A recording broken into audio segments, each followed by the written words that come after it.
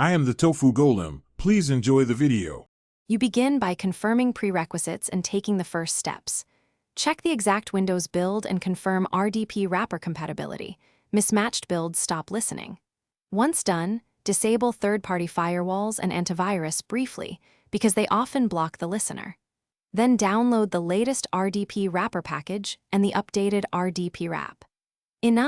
And make a backup of current files so you can revert if needed. These actions get you ready to apply fixes without guesswork, and they reduce variables that mask the real issue.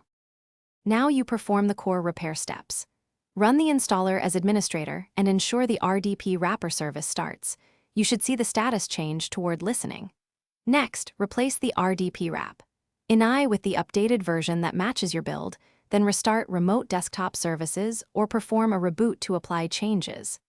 After restart, use rdpconf and run rdp check to verify the listener, accepted connections, and DLL offsets. This confirms the wrapper can hook the terminal services API correctly before moving to final validation. Finish by validating network and fallback options.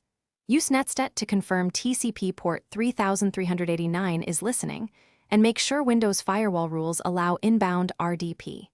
If it still won't listen, compare DLL offsets shown in rdpconf with the entries and try a community-updated RDP wrap. Or manually patch offsets. This often resolves build mismatches. If problems persist, check Event Viewer for terminal service errors, re-enable or adjust antivirus, and if needed, roll back to your backups to restore a known good state. Thanks for watching. Consider subscribing if we helped you today.